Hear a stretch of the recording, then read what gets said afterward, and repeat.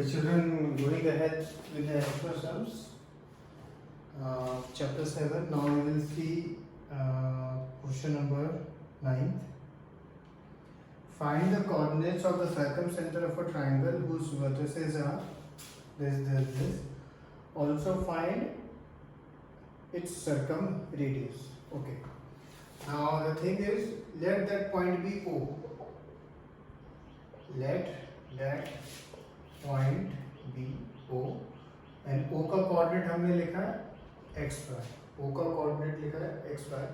तो जब ये जो सर्कमसेंटर है, ये प्रॉपर्टी होती है जैसे ये AO square will be equal to BO square equal to OC square, ये तीनों इक्वल होंगे, ठीक है.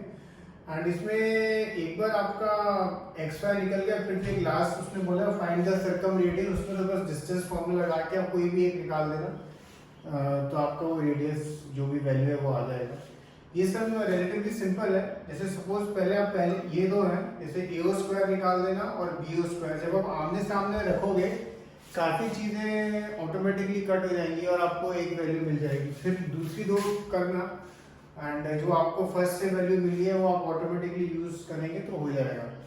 बेसिकली जो आपको x एंड y की वैल्यू निकालनी है, ठीक है, और आपको नॉर्मल डिस्टेंस फॉर्मूला यूज करना है, AO square and BO square, और फिर एक बार ही कोई दूसरी दो ले लेना, BO square equal to OC square या AO square equal to OC square. Aim है कि हमारे पास जो दो इक्वेशन है वो किसी हम बना लें जिससे हम उनको सॉल्व कर पाए. तो ये सब सिंपल है as compared to question number 8 जो आप ऑलरेडी कर चुके हैं. This is a simpler question. Okay, and एक बार जो x की वैल्यू आ जाए, सपोज 7 2 आ गई, लास्ट में बोला फाइंड द सर्कमरेडियस, तो या तो आप AO या OC या OB तीनों में से कोई भी एक निकाल देना तो आपको एग्जैक्ट वैल्यू भी मिल जाएगी. अब सेकंड पेज देखते हैं. फाइंड द रेशियो इन विच, ये जो एक इक्वेशन है लाइन की, डिवाइड्स ये दो पॉइंट, ठीक है.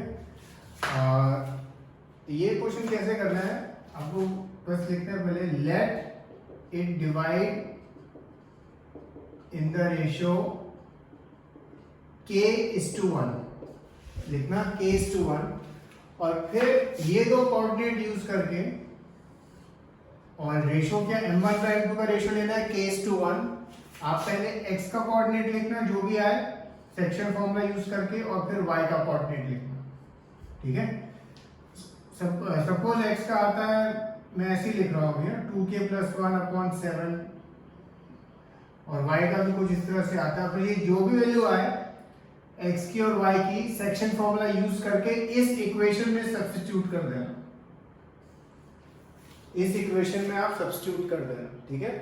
फर्स्ट स्टेप आप लिखते हैं let it divide in the ratio k:1, फिर सेक्शन फॉर्मूला यूज करना, x का कोऑर्डिनेट लिखना और y का कोऑर्डिनेट लिखना, और m1/m2 की जगह आप क्या यूज करोगे, k और 1, m1 की जगह k, m2 की जगह 1, और फिर जो x और y का कोऑर्डिनेट आया वो इस इक्वेशन में डाल देना. अब जब इस इक्वेशन को फिर आप नॉर्मल तरीके से सॉल्व करना, जब आप सॉल्व करोगे सपोज आपको मिलता है 3k7, तो k7/3, तो therefore answer is 7:3 is the ratio.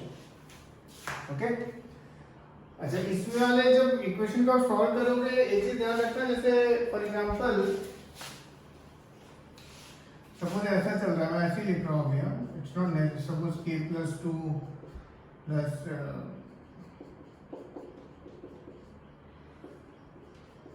ऐसे चल रहा है सपोज सब. तो जब आप एलसीएम लोगे तो फिर जो नीचे वाला एलसीएम है वो जैसे तीनों के रिस्पेक्ट पे लोगे, तो फिर एलसीएम जब सामने 0 है उसको जाएगा तो आप सीधा उसको 0 कर सकते हो, वो खत्म हो जाएगा, ठीक है, अगर ये दोनों ऑफ कोर्स सेम आ रहे हैं तो. Okay, anyway, so this is question number 1. Question number 2, find, ये तो टेक्स्ट जैसा ही है, find the ratio in which -3p divides this and this, लिखा है also find value of p.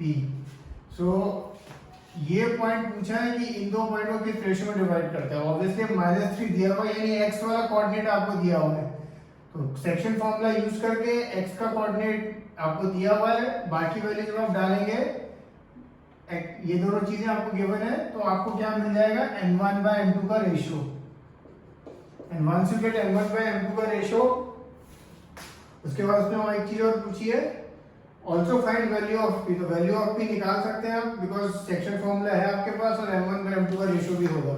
तो उसी तरह का सम है जिसमें लिखा था कि find x axis divides the point this and this या y axis divides the point this and this, उसमें x एक्सिस और y एक्सिस लिखा हुआ था, इसमें उसने ये एक पॉइंट ही दिया है सीधा, ठीक है। तो -3 आपको ये यूज करना है इसमें पहले, okay. Question number 3, if the coordinates of midpoint of sides of a triangle are this, find the coordinate of the vertices, ठीक है। हमें दिया D मिड पॉइंट है AB का, F मिड पॉइंट है BC का एंड E मिड पॉइंट है AC का। ये आप किसी भी ऑर्डर में ले सकते हैं, मैंने इस ऑर्डर में लिया। अब इसको कैसे करना है, ये सबको D मिड पॉइंट है, ठीक है, AB का, तो ये जो x वाला कोऑर्डिनेट है 1, अगर मैं देखूं 1 will be equal to x1 plus x2 upon 2 cross multiply, तो 2 is equal to x1 plus x2, इसको मैं 1 मार्क कर देता हूं। सेकंड वाले में अगेन मैं x वाले में काम कर रहा हूं, 2 मिड पॉइंट है तो 2 इज इक्वल टू x2 और x3, x2 plus x3 upon 2 cross multiply, तो 4 is equal to x2 plus x3। इस इक्वेशन को मैं 2 मार्क कर देता हूं। फिर ये वाला, इसमें अब 0 है तो 0 e का कोऑर्डिनेट 0 है x का, और ये x1 plus x3 upon 2 cross multiply, तो 0 इज इक्वल टू, इसको 3 मार्क कर दिया। अब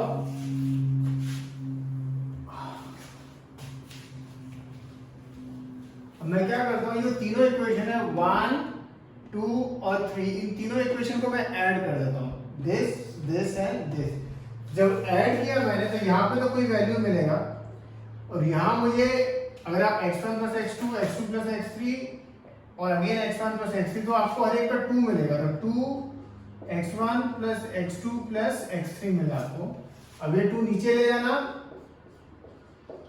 तो x1 plus x2 plus x3 कोई वैल्यू मिलेगा, ठीक है। सपोज ये वैल्यू 10 है, 10 होगा नहीं, मैं ऐसे ही लिख रहा हूँ, सपोज ये वैल्यू 10 है। अब बहुत सम इजी है, अब हम इजीली x1 x2 x3 की वैल्यू निकाल सकते हैं। क्यों?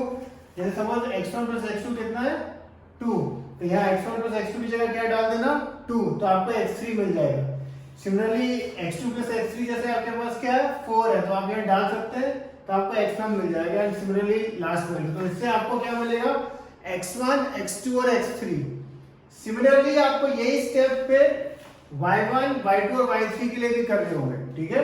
y1 y2 और y3 के लिए भी इस तरह से आपको लिख के ये स्टेप करने होंगे, तो आपको y1 y2 और y3 की वैल्यू मिलेगी। अच्छा, इसमें एक बहुत इंपॉर्टेंट चीज है, जब ये x1 y1 x1 x2 x3 की वैल्यू मिल गई और y1 y2 y3 की वैल्यू मिल गई, सबसे लास्ट स्टेप पे उसको ऐसे लिखना, therefore the answer is coordinates x1 y1 x2 y2 और x3 y3, इनको साथ में लिखना उसको, ठीक है, क्योंकि जो एग्जामिनर होता है उसके पास जो आंसर की होती है उसमें वही आंसर होगा, ठीक है। अगर आप x1 x2 x3 लिख के छोड़ देंगे या y1 y2 y3 लिख के छोड़ देंगे तो वो that will not be good. तो ये एक नया क्वेश्चन है टोटली, जिसे हम कह सकते हैं question 4, coordinates of the end of the diameter of the circle are this end centre this. ये नॉर्मल सम है, डिस्टेंस वाला बिल्कुल मत यूज करना, नॉर्मल मिड पॉइंट वाला एक टेक्स्ट बुक जैसा ही क्वेश्चन है। एंड लास्ट क्वेश्चन है क्वेश्चन नंबर 5,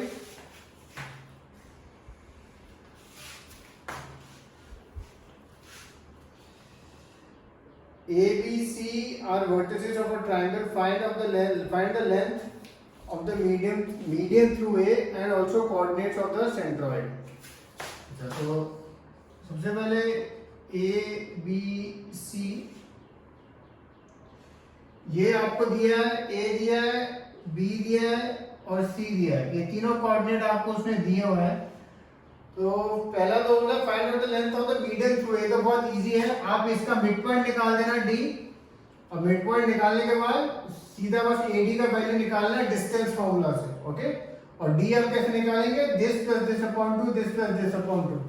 फिर एक चीज और पूछिए उसने, find the coordinates of the centroid. अच्छा, सेंट्रोइड ऑफ अ ट्रायंगल का एक फार्मूला होता है x1 plus x2 plus x3 upon 3 और similarly y1 plus y2 plus y3 upon 3। ये फॉर्मूला सब कुछ दिया हुआ है, x1 x2 x3 भी दिया हुआ है, y1 y2 y3 भी दिया है, तो ये बस यूज करके आप इसको फिनिश कर सकते हैं। नेक्स्ट क्वेश्चंस नहीं कर रहे बिकॉज वो एक्सरसाइज 7.3 से रिलेटेड है, वो है नहीं हमारे कोर्स में। तो चीयर्स।